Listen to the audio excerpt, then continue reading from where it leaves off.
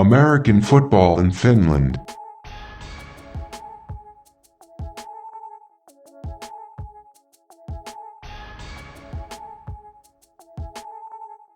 The voice in your ears is perfect, Pervis, and this is American football in Finland. Today, I'm joined by both my co-hosts, Coach Q and Chris Green. Welcome to the show, fellas. What's going on, Perv? What's up, Chris? Yeah, what's up, boys? Good to be back. It's been a minute. The AFF podcast is available on all podcast outlets. And it's also available on YouTube. So wherever you listen or watch your podcast, you can find AFF.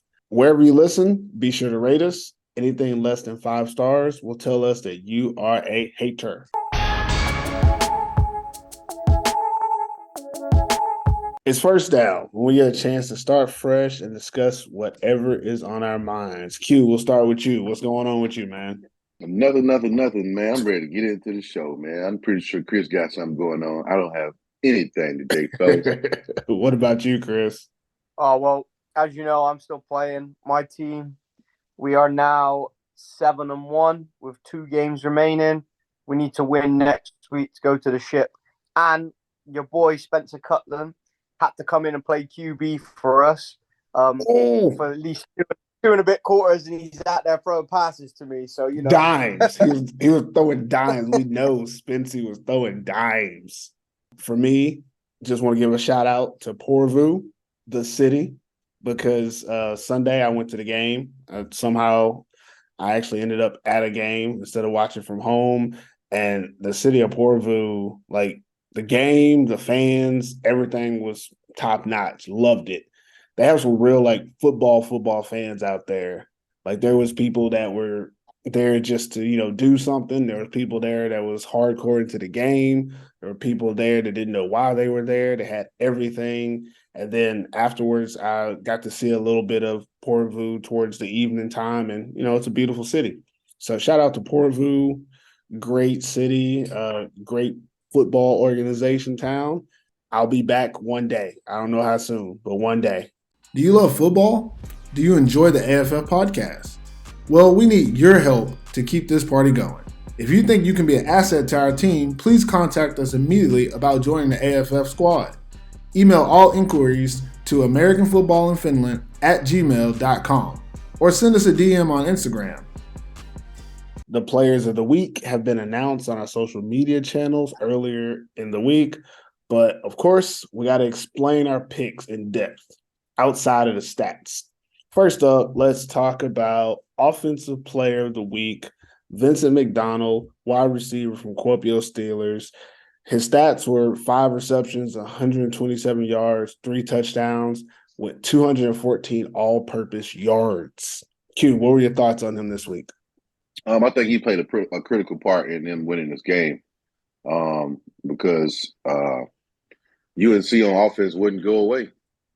They wouldn't go away.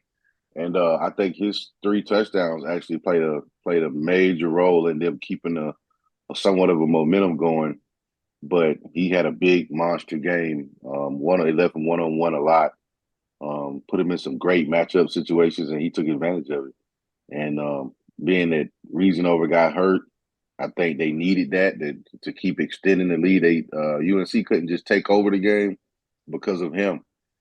He had some major catches, some major big play catches. And that's what you do. That's what you want from your imports. That's what you sign them for. Games like that. You want them to have monster games like this all the time. But definitely when it does happen, you can tell the difference in the role that it played in the game. So he definitely deserved it. Yeah, I think it was pretty cool that he had 3 catches. I mean, he had 5 catches, 3 touchdowns. That's pretty efficient to me. What is that? 60% of his catches went for tubs. When they threw it to him, like in the red zone area, he took it off of whatever DB head was there. It might have been 2 different DBs, might have been the same one. It didn't matter. Vince was going to reach down and take that thing off that head. And then when he broke that tackle on that long one, shout out to RJ Long, who didn't want no business, because that's what that was. But he also showed how strong and fast he is, being able to finish those plays. And we didn't really we called him the offensive player, but it needs to be said that he had a crucial kickoff return in this game as well that set them up and got them in position to score. So he was really all around one of the best players for the Steelers in this one. And just shout out to him for having a great game. What about you, Chris? You have any thoughts on McDonald? I like this pick. And the reason why I like this pick, and it's something that doesn't show up on the stat sheet, this boy was out here mossing DBs. He was just out there taking that ball and saying it was his. And that for me just speaks volumes. And like you say, he had to pick up the slack when Reasonova got hurt, and he just showed what a big playmaker he can be in this offense, especially when you got QB underthrowing you all the time. So you got to go back up and go get that ball. Yeah, you said the best right there about the underthrows. So going to the defensive side, somehow we end up on the same team. And we go Achilles Leroy, linebacker for Kuopio Steelers. He had 12 and a half tackles, 1 tackle for loss, 1 pass breakup, 1 blocked punt that ended up turning into a touchdown for them. I want to say this is like the 3rd time we picked him for Defensive Player of the Week. And we talked about it in the chat. We had someone else picked, and they were like, but we can't not give it to him just because we've given it to him so many times. And that's kind of how this situation went. That's what I think, because I didn't want to give it to him. I was like, he always does great. But we just have to, put aside our biases on this one. Just, give this man his flowers. He was out there doing everything that you want from a linebacker. That's what I love about his play, is that he's not just, one of those guys that gets a whole bunch of tackles. Because obviously you could do that. There's a lot of linebackers that come in and make a lot of tackles and get the stats, blase. But you look at the stats, that pass breakup that he blocked the pass that probably was going to turn into a first down by throwing up his hands on a pass rush. And then he had a block that turned into a touchdown. Like, not only is he making all the tackles for the defense, he's cleaning everything else up and making impact plays by himself. Like, these are all solo moments, These aren't things where he's, clinging on and getting a whole bunch of assisted tackles. And I didn't look at his solo tackles in this game, but if he had 12 and a half, he probably had 10 solos. Like, that's how he does it. He does the work, he gets it done, and you don't have to worry about helping him. And just want to say, great performance this week. He's the other side of the coin of why they came out with the win in this one for me. What about you guys? I think he was well deserving of it. Again, I mean, like I said last 2 weeks, he reminded me of me. He's I mean, like, and when I say that, I'm not saying it in like arrogant football way. I'm just saying, like, when I played ball, I was like always around the ball. And that's your job as a defender, period. It's not everybody on defense that wants every tackle, that wants every sack. This dude is one of those linebackers who wants every single play. And guys like that, people with that mentality, they tend to have success in every game because of that. They read, he controls their defense. He knows what they want to do. He has speed. He's sideline to sideline. He is a complete linebacker. He is exactly what not Porvo, but he's exactly what Kuopio signed him to do. And that's what you want. You want him to show up every single game. That's what he's been doing. He might not make every play, but he's there. His presence alone is what you want. And he's been balling, man. You can't take it away from him. Like you say, there's other people that have some pretty good defensive games, but his impact in this game, the touchdown saving tackles, the hits, everything, like he creates a environment that you want the rest of the defensive guys to follow. So he definitely balled out. I do want to throw out there, I just looked at his stats. Yes, he had 10 solos. Out of them 12 and a half tackles, he had 10 solos and 5 assists. So just saying, like, dude's a monster out there. Chris, you got anything you want to add about Leroy? I'm going to give him a new nickname, and his nickname is He is the Problem. And he is a problem for all offenses out there because this boy is just everywhere. And he makes some big collisions and things that don't show up on the stat sheet. So stuff like shedding blocks. He's a hard man to block. And he gets off them blocks and makes a tackle. He's like Q said, he is the complete linebacker. It's exactly what you need from an import linebacker. And he's showing out this season. I don't care if we're giving it three times to him. I don't care if we give it 3 more times to him. If he deserves it, he gonna get it. Yeah, that's what's up. And I guess now that we're done with the players of the week, I'm going to air out my grievances like I said I would. I feel like this is the right time because we're doing players of the week. Guys, if you're anybody who's listening or watching, obviously we pick who we think is deserving of offense and defensive player of the week every week. And it could be multiple guys. There's a lot of times where we're like, it really don't even matter who we pick. It could have been 5 or 6 different people, but we're just going to pick one that really stood out to us. One thing that we've done over the years, especially recently, is on the social media and stuff. Yeah, we put out like these players' stats so people can see it, but we don't look at stats. When we choose the players, we've yet to look at anybody's individual stats. We're going purely off of game impact and eye test, what we saw that impacted the game. Now, I say this because we're recording on a Monday this week instead of a Sunday, which means the actual like players of the week have actually come out before we record instead of after. So people have already responded to them, and we have some haters. And I'm gonna read the comment online because I want people to know how much people want to hate on what we do. So I'm just gonna read it. And then I'm going to give you my immediate reaction, and then we'll move on. But if I read it, this is what it says. In English, this is written by a Finnish person in English with no translation. I follow American football rather closely. I'm also involved with our local team, Crocodiles. There are several independent sites, etc., who call themselves experts. Some of them pick players of the week and all kinds of stuff. Now, I am not sure if my knowledge of the game in Finnish Maple League is good enough. Therefore, I ask from all my friends who know even a little about the game, a little help. A hypothetical question. Who would you pick as offensive player of the week? A wide receiver with over 150 yards, 5 catches, and 3 touchdowns in the middle of the table game? Or a running back with 210 rushing yards, 5 catches, and about 20 yards and 3 touchdowns in top of the table clash and road win? That's all it says. That's all it says. Anyone who's read this, obviously, they're talking about us, right? No one else does a player of the week outside of the actual SAJL. American Football in Finland is the only other news source in Finland that covers American football. So obviously, we're the topic of discussion for this specific person, and he felt the need to put this question and put one player against another, which I take offense to because I feel like that's a lack of support for the sport. When people do great things, we support them. If they don't do great things, we call them out on it. But what we don't do is try to pit each other against other people within the community. That's not something we've ever done out of spite. And this comment was made out of spite.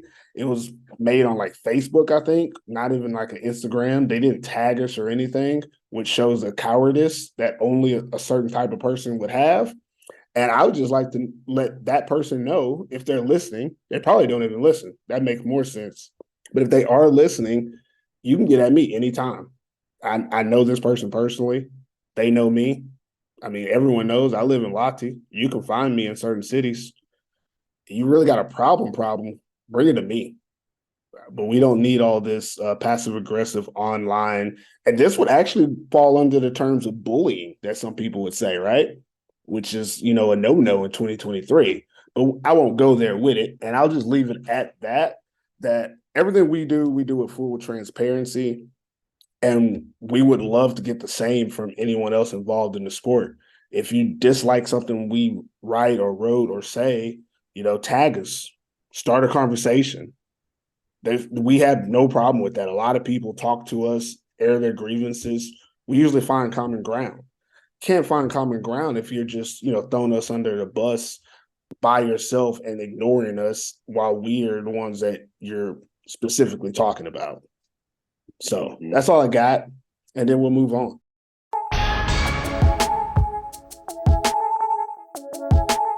Let's talk about some of the key player performances from this week. And normally I do them in like order of the games, but we've got to talk about Christian Powell, running back from Seinäjoki Crocodiles. This week, he had 23 attempts, 213 yards, 3 touchdowns, and 232 all-purpose yards. And in doing so, CP, the man, the legend, became the all-time league leader in the Maple League rushing yards. So that means he's number one. No one has more rushing yards than him. So if I was to compare him to someone in the States, that makes him like Emmitt Smith. Is that right? Would that be the right guy? He would be like the Emmitt Smith of the Maple League now. And with the 3 touchdowns, he actually moved to like number 2 on the list in total touchdowns all time. I think he has 90 something, and he needs like 116 to beat Stokes. So if he's already played 5, I think this is his 6th season. I think if he plays another season, maybe 2, he's going to win that thing. And in this game, it was evident that, he was one of the best players on the field. When he got the ball, sliced through the butchers whenever he wanted to. He wasn't the only one, but he did do it more than everyone else in this game. So credit to Christian Paul and congratulations on a great achievement of being able to be so consistent in the Maple League year after year, game after game, this game included, where you were basically playing for first place. You guys got anything to add about CP? Yeah, of course. I just to piggyback off what you said. Congratulations to Christian Powell. We've been watching him play over the years. And me and you, Perv, we've been keeping up with Finnish football for a long time.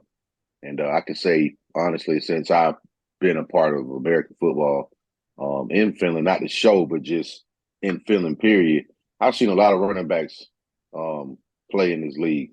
What he's doing and what he did is a major accomplishment.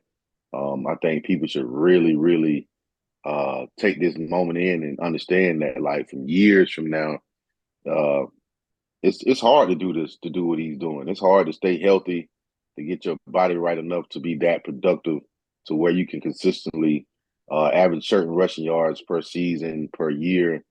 And Christian Powell does a great job, obviously, of keeping his body together. But, this is a real, real big accomplishment.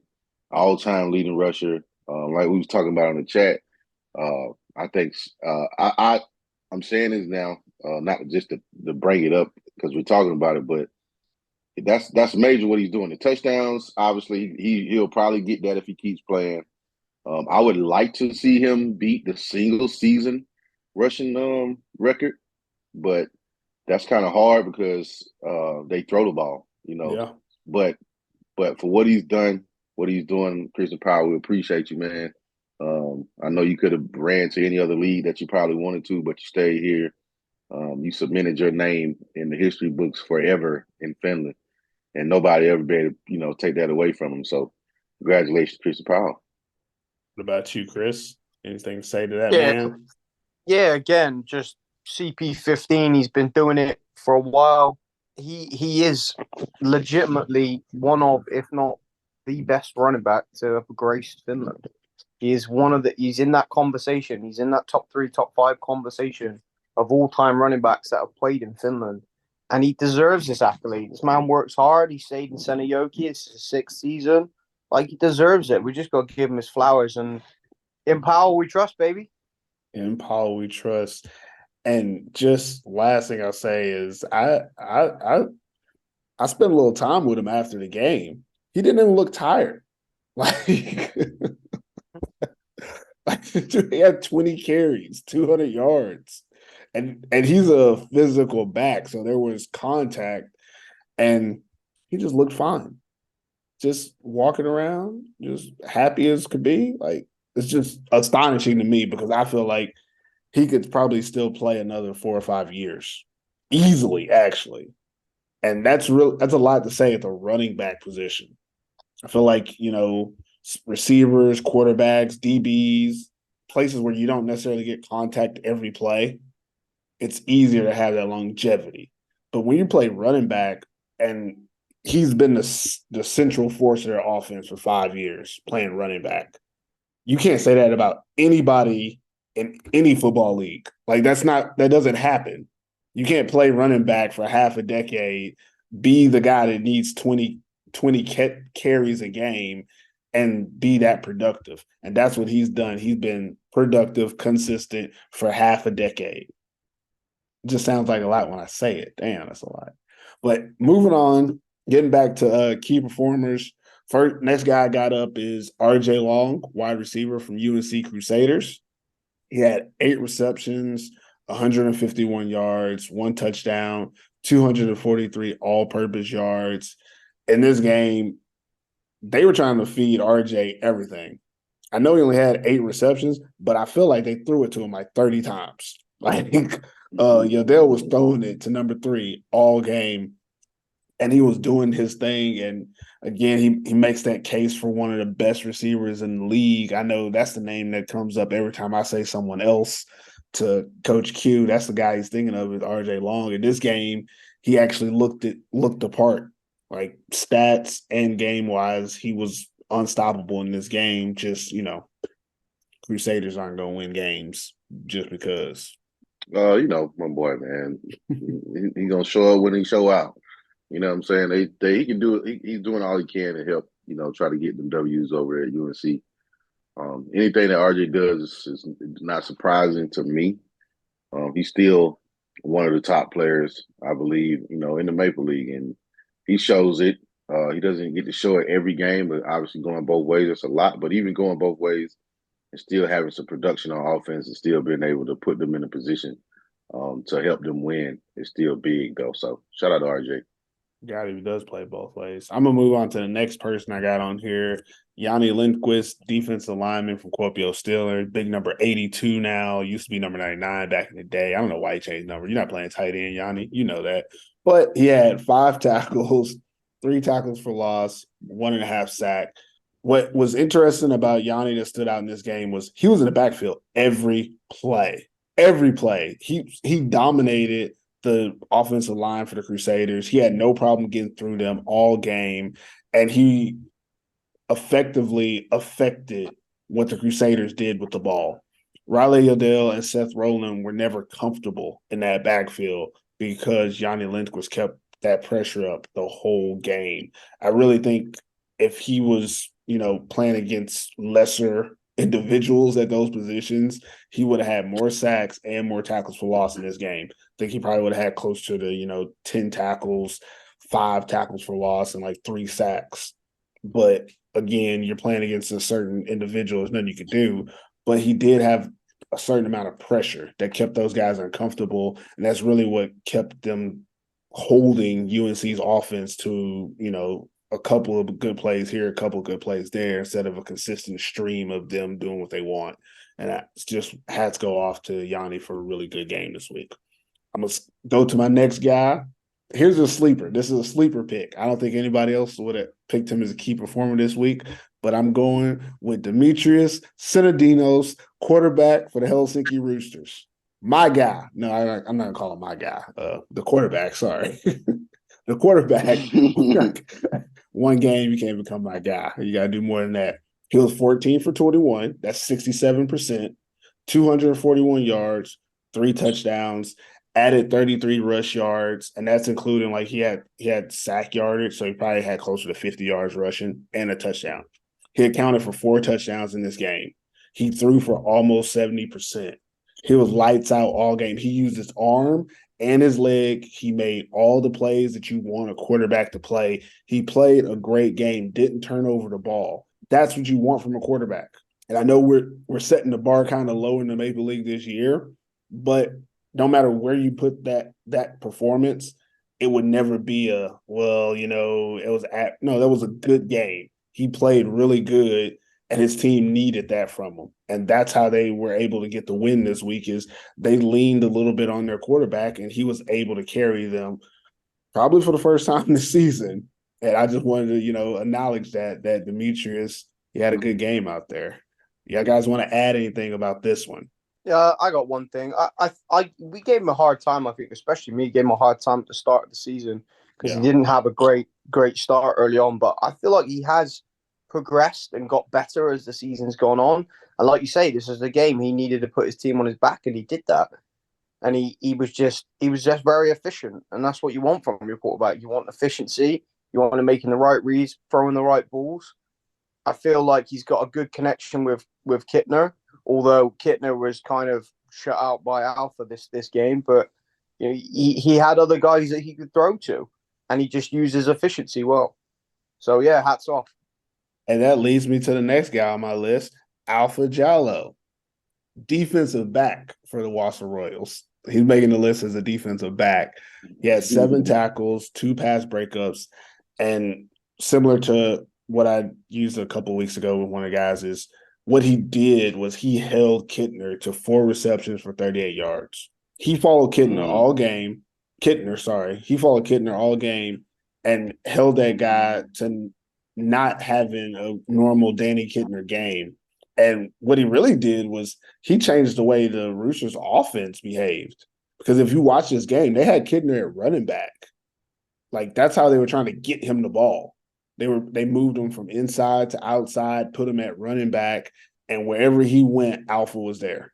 So hats off to Alpha Jallo for doing a great job defensively, just holding it down and making the Roosters go elsewhere. Now, the fact that Sinadinos was able to go elsewhere and have success, that's not on Alpha. That's on the rest of them, 16, 17-year-old kids they got back there playing defense. That ain't Alpha's fault. What Alpha did was exactly what you wanted him doing that game, was he took their import receiver off the board. And that's the most you could expect from him to do in that game, as well as play receiver. And he did a really good job of it. Let's get to the last guy I got on the list. He had a really good game. Mickey J, running back from Porvoo Butchers. He had 33 yards rushing, 2 touchdowns, 69 yards receiving, 102 all-purpose yards. Stats-wise, not anything really impressive for Mickey J, but if you've watched the game that he played in, he was that spark. He was that guy that they needed to make a play. He'd make a play. When they needed a little bit of yardage, he was that guy. In the fourth quarter, he became a receiving threat. Like in the second half of the game, they start throwing him the ball a little bit more. And you could see he was getting 3 or 4 yards with the pass game, but he was expanding that defense. He was letting them know where the holes were, which allowed for some of his teammates to get open later. So really, he played that glue in this game. And I really think, despite that one call, if they would have had, a different score going towards the end of the game, he would have been the one with the ball to make the play that could have maybe won this game for them. So he showed a lot of potential and a lot of promise this week. So that's why he's one of the key performers. And that's all of them, guys. If you're listening to my voice, you're now part of the AFF community. But don't be shy about supporting us. Head over to our website and order some AFF swag. Get a t-shirt for this beautiful summer weather, or a comfy hoodie you can rock all year long.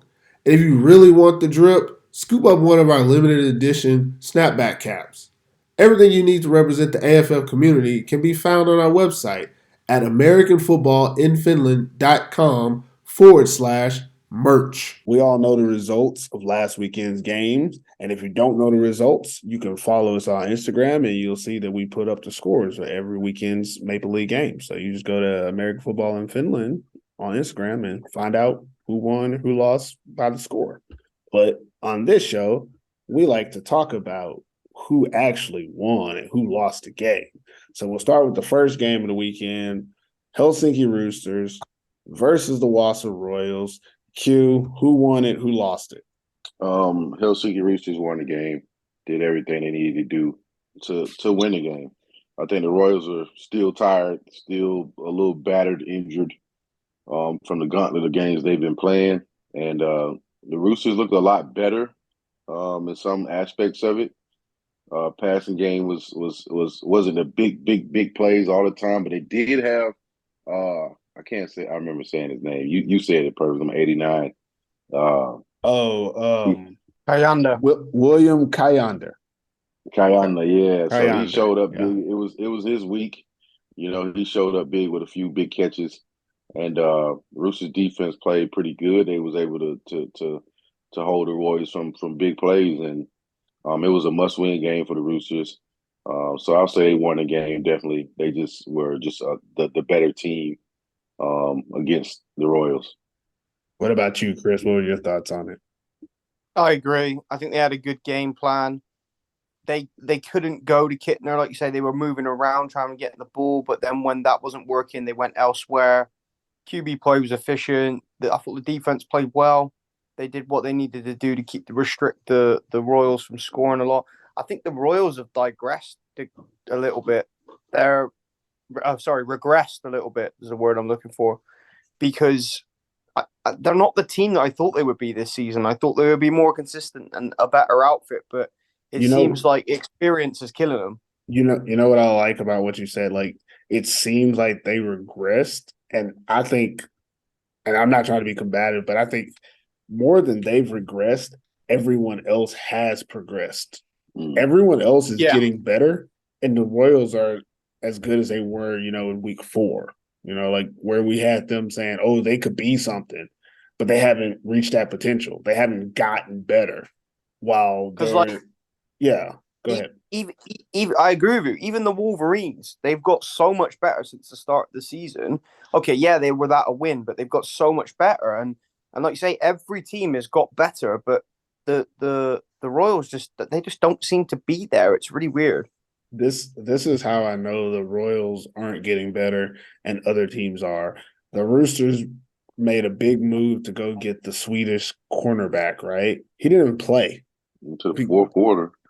Yeah, because they didn't need him to play. Like, obviously, he doesn't know the playbook, and that's why they didn't play him right away, because he just got there, doesn't know the playbook. But you have to think, if they had 2 receivers, they would have threw his ass in there and be like, hey, cover that guy. But they didn't have to, because the Royals still haven't gotten any better. And we've been saying it all year as well about the Royals. They're missing that number 2 receiver. They just don't have a legit number 2 receiver, and it hurt them. Yeah, I mean, that's the case. You only could do so much with just alpha. But I want to throw a shout out to Santu Vekamaki, who had 7 receptions, 104 yards, and a tub in this game. He came through really clutch. Like we said earlier, Danny Kittner wasn't able to really have his type of game, so Sinadinos was able to connect to his other receivers. Kayander had some great plays. I think 2 of his scores were over 40 yards. But Santu Vekamaki, he became that glue piece. He was making a lot of, mid and deep catches, a lot of first down completions, a lot of, plays to keep drives going and move the ball for this team from the 40 to 40 areas. And he did a really good job. He scored a touchdown as well. It was good to see him have one of those games, because we've said it before, he's probably one of the better receivers in the league, but usually isn't targeted in this offense for some reason. So it was good to see him get a lot of targets. And last thing I'm going to say about this game is, did anyone else see the sack where Tavi Aranpa, he goes through the Royals' right guard. He blitzes. The right guard can't handle him. The right tackle from the Royals, I'm not going to say his name, but y'all know who he is, tries to help. He goes right through him. Then my boy Suwosti tries to go in and block him. He goes right through Suwosti. And then chases down, and he goes through 3 players. Timothy Moravec sees it, goes left, sees that there's other Roosters coming as well, and they've all went through 1 player. So then he turns back, and then Aranpa is right there for a 15-yard sack. It was one of the most impressive plays I've seen all year, because I've seen players beat 1, 2 people. I haven't seen anyone beat 3 people yet and still be able to get to the quarterback. You got to do it pretty fast to get to the quarterback in that time, and he was able to do it. I think he had like a sack and a half in this game. I think he had like 7 tackles or something too. So he had a really good game, but more than anything, that play was one of the most impressive plays I've seen all year. And just wanted to shout out to Tavi that was a hell of a play, man, playing the linebacker position. Represent the community and buy us a coffee. AFF is run by volunteers who love the sport and want to give you the best coverage of it as possible. In true Finnish fashion, we love coffee and would appreciate any donation to help us buy a cup or 2. You can donate online at buymeacoffee.com/AFF23. Okay, so the second game was the UNC Crusaders versus the Kuopio Steelers. It was a close one, but we know who won. Well, we know who won by the score. But in your opinion, Chris, who won or lost this game? So this is tough because it was such a close game, and you could quite easily say that the Crusaders lost. You could quite easily say that the Steelers won. I'm going to go with the Steelers won, and the only reason why I'm going to say this is because I felt like they made plays at crucial times. Mm-hmm. When they needed to make a big play, they did one. They went to McDonald. He was mossing kids out there from under throwing balls. Yeah, I'm throwing shade. And he was he was making big plays. I felt like it was a bit of a shootout game when Reasanover got hurt. So I feel like they just did enough, but you could quite easily say that the Crusaders lost because they did have a chance to win that game. They did have a shot. So, I mean, I'm going to leave it up to you guys to debate it because I feel like we could get a 2-1 split or a something here because it could go either way. I'm gonna throw in mine and then I'll let Q be the deciding vote. I think I'm with you, Chris. I say the Steelers won it, but that's because I don't think the Crusaders have a team that should win any more games. So I don't think they can lose something they never had. I think from the very beginning of this game, the Steelers should have won, and then they did that. So they definitely won the game. Like you said, mostly McDonald. That's pretty much all I really liked about this game was I felt like McDonald played great. Obviously, Reasanover did his thing until he got injured, but I felt like with both of them, they were going to be fine this whole game. Like you knew they were going to put up points. But again, when you're playing against Crusaders, it's just, I mean, they have four players, RJ, Seth, Cedric, Riley, and those four guys all went off, and it still wasn't enough. And that's the team that you're playing. When the good teams, when they play UNC, this is how it is going to look. Like they almost have enough to beat them, but just not enough because a lot of those guys are playing both ways. I think Seth had a tackle in this game. I don't know if Cedric played defense in this one or not. But, yeah, I think Steelers easily won it. What about you, Q? Although I picked Kuopio to win the game anyway, I'll say Kuopio won the game. I know y'all expecting me to probably say something different, but Kuopio won the game. And some of the same reasons Chris said, they made the plays when they needed to.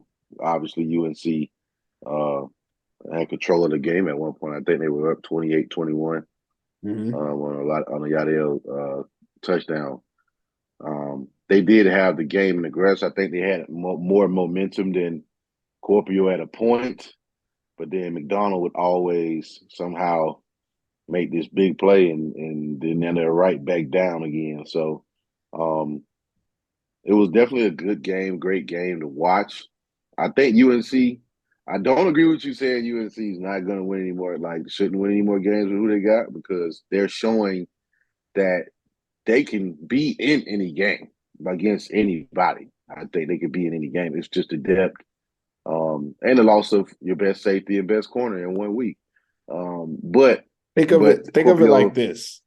Just to throw this out here, if you know anything about like the NFL right now, think of a team like the LA Chargers, where they're a really good team. They're in all the games, but you don't ever see them in the AFC Championship. You don't ever see them winning the Super Bowl because they're missing just something. You know, Justin Herbert is one of the best quarterbacks in the league, but he's not a, AFC champion. And that's what UNC looks like. They're a really good team. They have some of the best players in the league. But when it comes push to shove, and it's going to come down to the fourth quarter into the game, they're going to be close. When they need someone else to step up, there's no one there. That's the issue. It's nothing wrong with the guys that are actually making plays all game, but in that fourth quarter, you need someone not being paid to be on the team to make a play. And they just don't have that right now. And the imports and players they do have there, and shout out to España, since half their imports seem to be from Spain this season. They're doing a really good job, supplementing that economy. Without those like core players to make plays in this league, this is how it comes down to. They've lost 3 or 4 games by less than a score. Yeah, They've lost between 3 points or even 7 points. It's always Yeah. been 3 points or 7 points. they've lost to Seinäjoki twice by a touchdown or less, and they lost to Porvoo by less than a touchdown, I think. And I think the Steelers. I mean, almost every Yeah, loss it's they've hard to had. finish them. Yeah, They can't finish them. Like you said, they're just missing that one play or that one thing and that's what made me mention them losing the safety and losing the corner because although McDonald is good, I think maybe he doesn't really get those opportunities that easily if they had who they had before. But at the end of the day, we go back to the original question. Scorpio won the game, so yeah. shout out to them. Yeah. Last thing I just want to throw out about the game, 'cause I feel like this is how we're going to talk about UNC for the rest of the season. It's like y'all are so great, but but I did see someone stand out. They had number 24 at D lineman. I want to say his name is Amador Lopez. He was everywhere. Number 20. All I remember is number 24 he was making plays for them defensively, and that's a good sign to see from them because at some point, someone else is going to have to step up outside of these names that we know so well. And hopefully, obviously, from what I've heard, recruiting isn't over in this league. Even today, the Butchers signed someone to their team. So the Crusaders, I mean, I don't know what their bank looks like. I ain't even watching their pockets. But if they got a little money to spend to bring a couple players in, that's what they need to get that playoff push. Is they're going to have to win some of these games they've been losing by less than a touchdown. Flag football in Finland. Yes, the annual AFF Turkey Bowl flag football tournament is back for the 4th consecutive year. This year's 5-on-5 flag football tournament will be held on November 11th at Mukula Sports Hall in Lahti. Men's and women's teams are invited to play in a fun and competitive environment with bragging rights on the line. Registration is open until September 1st, so sign your squad up today. Registration can be completed at AmericanFootballInFinland.com/turkey-bowl. Last game of the weekend, Porvoo Butchers versus Seinäjoki Crocodiles. It was a barn burner. I mean, not really, but it was a really tight first quarter, 0-0, and then Crocodiles ran away with the second quarter, but then the Butchers took away the third quarter. Like it's crazy how close and far away it was. It was stretches of scoring from both teams and stretches of good defense at different points as well. But I'll lead this one off. I would say, you know what? I'm gonna just go and throw this out there. I said, whoa, wait a minute. I'm gonna say, wait a minute. The Butchers lost it. What? Yeah, I said it. What? I said it. Yeah, I said it. What? And now here's my reasoning. I feel like I have to defend this. I don't want to defend it too much, but the reason I say the Butchers lost is because the situation they were in. They're the underdog. They know that last time they played them, they didn't have a good outing, didn't have all the players. They made a lot of changes, and they overthought the situation.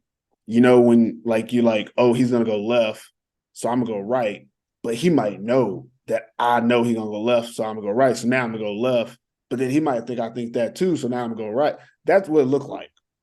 They had linebackers playing defensive line, safeties playing outside linebacker. They had blitzes in certain situations that made almost no sense. They were doing a lot of different things that weren't being successful. Offensively, they weren't actually trying to move the ball. They were trying to win matchups that they couldn't win.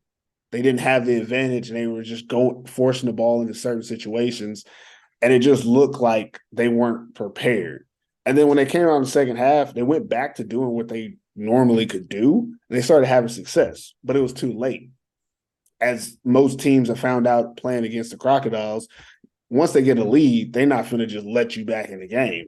And that's what happened with the Butchers. That's why I said they lost the game, is because if they would have came out in the beginning of the game like the Butchers instead of whoever the hell they were trying to be, they might have won this game. They really might have.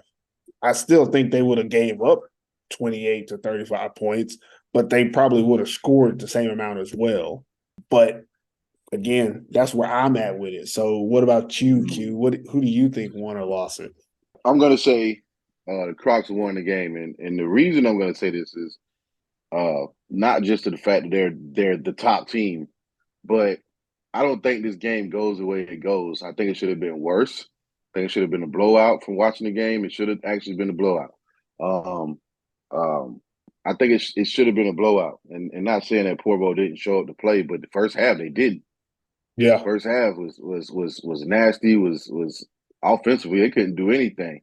The only reason that I think Porvo ended up being in the game is because they obviously had the matchups that they wanted on the defense side of the ball that allowed them to get back in the game.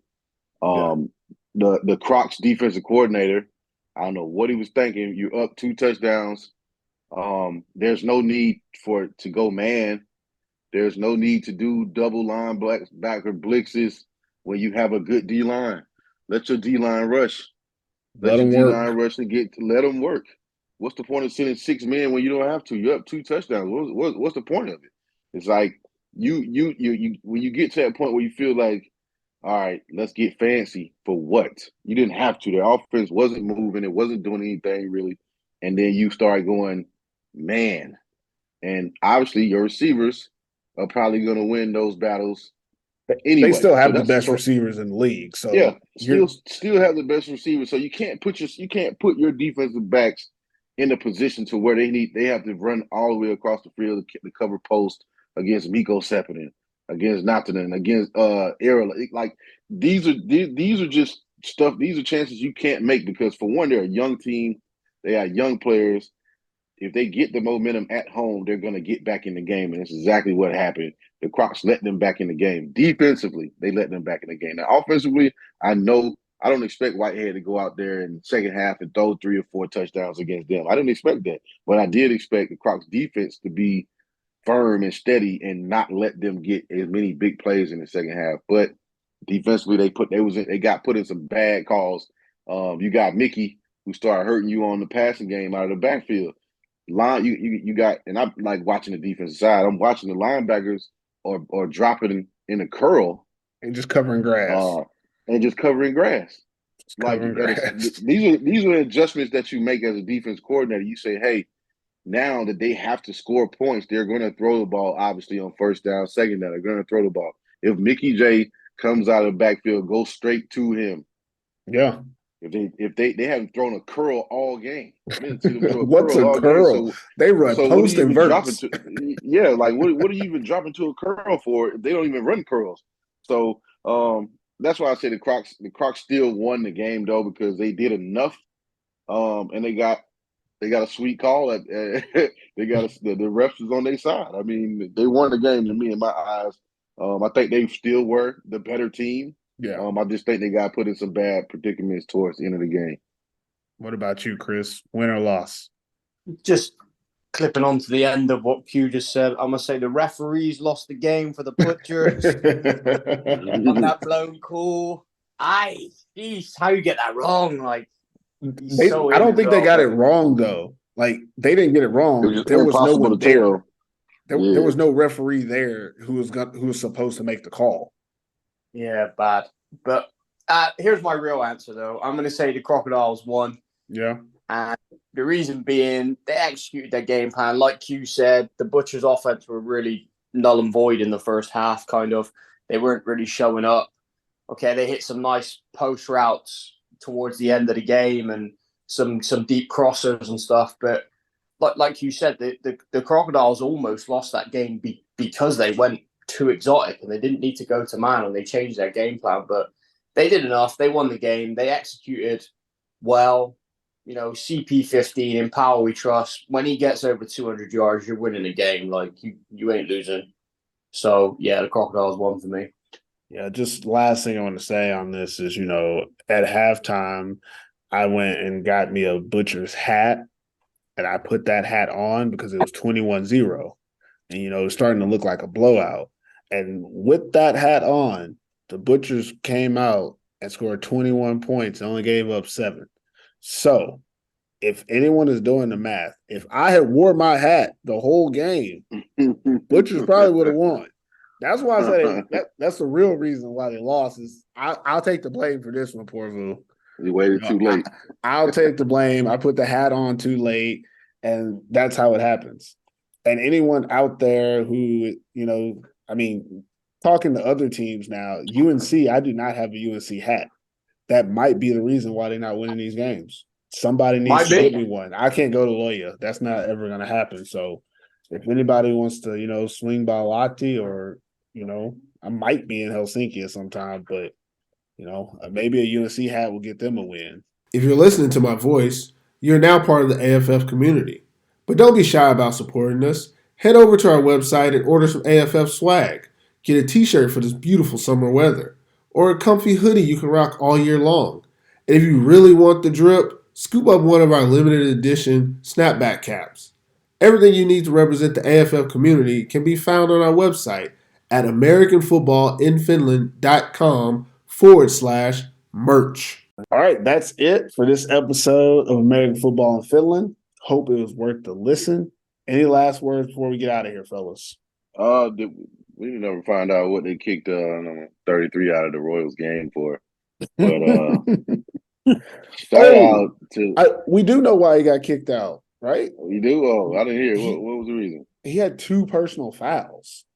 That's an automatic ejection. It must have been 2 unsportsmanlike. Yeah, 2 unsportsmanlike, not personal fouls. Yeah, he had 2 unsportsmanlike in the same drive.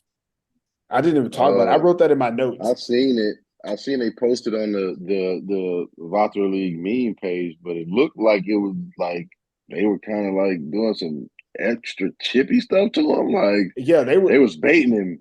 Yeah, they basically baited him. Yeah, he was getting like pushed in the back away from the play after the whistle, like out of the frame. You could see a lineman like pushing him and keep pushing him. Yeah. And then he came back and hit the lineman or something, and that's what the ref saw. If you know football, there's always a second guy that gets caught. Yeah, and that's all it was. He was getting baited for sure. But he had 2 unsportsmanlike in one drive, and they had a pass interference in that same drive. They gave up 45 yards of penalties in that one drive, and the Roosters ended up scoring. But, yeah, I forgot all about that because there's so much other stuff to talk about. Sorry. I have it written in my notes right here. 45 penalty yards because he had that and the PI. Like, that's crazy. Sorry, I didn't mean to cut off your last words. Any other last words? Well, that's it. Hey, we're getting down to the nitty-gritty. We're starting to get to the business end of the season where teams can't make the playoffs mathematically. So it's win or go home time for some teams. So let's get it. Yeah, now that we're talking about, like playoffs and stuff, hey, September, what is it, 9th or something? Seinäjoki, that's where it's going to be. I think it's time that people start, booking hotels, finding out where the after party is, seeing if AFF will be there. It's time to start getting ready. It's it's July, August, basically a month and a half away, 6 weeks, something like that. Everybody needs to start getting ready. So if you enjoy the show, please follow us on all podcast outlets, including YouTube. And don't forget to rate us 5 stars as well, or like and subscribe. Subscribe to the YouTube channel. Anything less than 5 stars lets us know you are a hater. You can also follow us on the Gram and Facebook at American Football in Finland. Until next time, never forget TIF. We gone. American Football in Finland.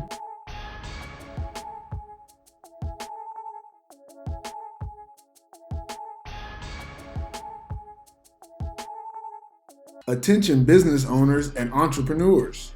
Are you ready to connect with passionate American football enthusiasts in Finland? Look no further than the American Football in Finland podcast.